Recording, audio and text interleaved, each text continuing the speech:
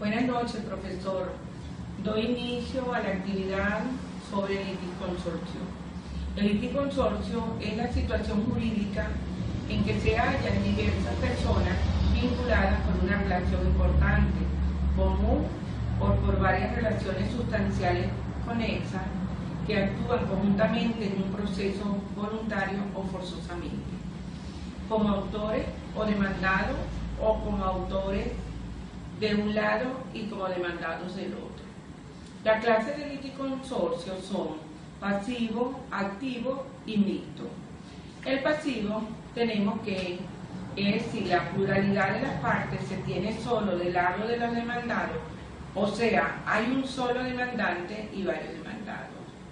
El activo es cuando la pluralidad de partes se presenta solamente del lado de los demandantes, es decir, varios demandantes y un solo demandado. En cuanto al mixto, tenemos que varios demandantes entablan acción frente a varios demandados. El liticonsorcio necesario es cuando la ley sustantiva es la que determina expresamente estos casos. O sea, concede la acción a varias personas o contra varias personas. En cuanto al liticonsorcio voluntario, se distingue del liticonsorcio necesario porque a la pluralidad de partes corresponde también una pluralidad de relaciones sustanciales que se hacen valer en el mismo proceso por cada interesado. Tenemos que en el artículo 146 del Código de Procedimiento Civil nos indica que varias personas pueden demandar o ser demandadas conjuntamente como liticonsorte, y concatenado con el artículo 52 en los ítems 1, 2 y 3. En cuanto al artículo 49, la Ley Orgánica Procesal del Trabajo establece pues, que dos o más personas pueden litigar en un mismo proceso judicial del trabajo en forma conjunta, sea activa o pasivamente, siempre que sus pretensiones sean conexas en su causa u objeto, o cuando la sentencia dictada con respecto a una de ellas pudiera afectar a la otra. Así tenemos que varios trabajadores pueden demandar sus derechos y prestaciones sociales en un mismo nivel y a un mismo patrono.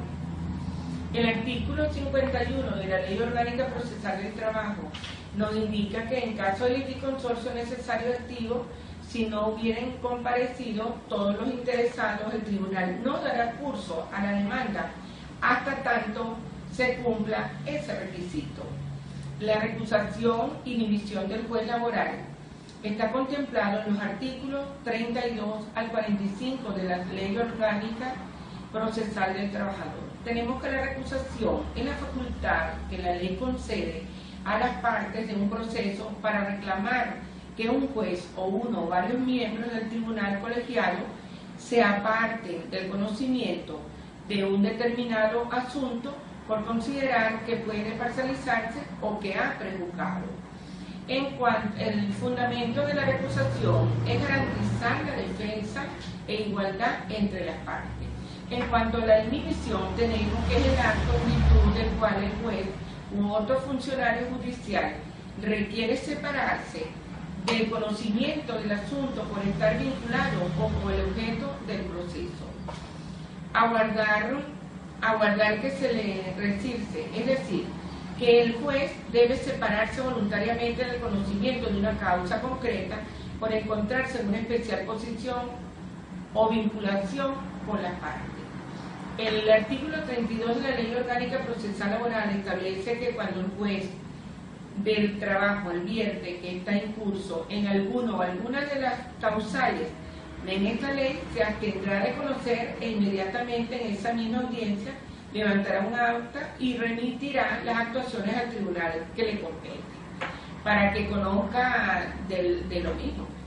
Queda salvo del derecho de garantizar, de exigir la responsabilidad personal del juez y el derecho del Estado de actuar contra él.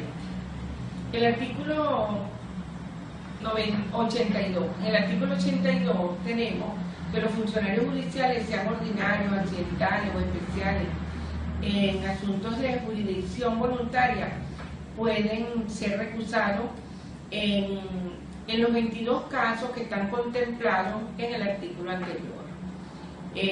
Cuando hay parentesco por consanguinidad con alguna de las partes en cualquier grado en la línea recta y en la colateral hasta cuarto grado inclusive.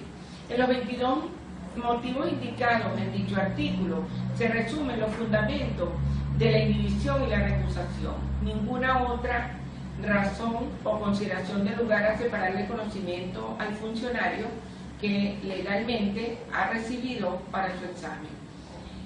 En cuanto a la prueba, esta está establecida en los artículos del 69 al 110 de la Ley Orgánica Procesal del Trabajo. Según Cabanel, la prueba de una manera general es la demostración de la verdad de una afirmación de la existencia de una cosa. De igual manera, este autor señala que existen distintos tipos de pruebas, como son directa, documental, indiciaria, indirecta, entre otras. En el artículo 69, la Ley Orgánica Procesal del Trabajo nos indica que los medios probatorios tienen por finalidad acreditar los hechos expuestos por las partes, producir certeza en el juez respecto a los puntos controvertidos y fundamentar sus decisiones. Las pruebas son solo admitidas en el proceso laboral cuando lo determine la ley, el Código de Procedimiento Civil, otras leyes de la República. Están excluidas de las pruebas de posiciones juradas y de juramento decisorio. Sin embargo, las partes pueden también valerse de cualquier otro medio de prueba no prohibido expresamente por la ley y que consideren conveniente a la demostración de sus pretensiones. Los documentos escritos, públicos y privados, reconocidos podrán producirse en el proceso en originales y las copias certificadas tendrán el mismo valor que el original, si ha sido expedida en forma legal, en cuanto a los documentos privados emanados del tercero, que no son parte en el proceso, ni causantes del mismo. Deberán ser ratificados por el tercero mediante la prueba testimonial y las publicaciones en periódicos o gacetas de actos que la ley ordena publicar en dichos órganos se tendrán como fidedignos salvo prueba en contrario. Las pruebas de experticia son por otro medio de pruebas aceptadas por nuestro ordenamiento procesal, según la ley, el nombramiento de expertos y solo podrá recaer en profesionales que estén con experiencia en sus conocimientos prácticos en cuanto a la materia que se refiera la experticia. El juez puede ordenar que la experticia sea practicada por funcionarios públicos cuando la parte o las partes no dispongan de medios económicos para realizar la misma. Buenas noches, profesor. Hasta pronto.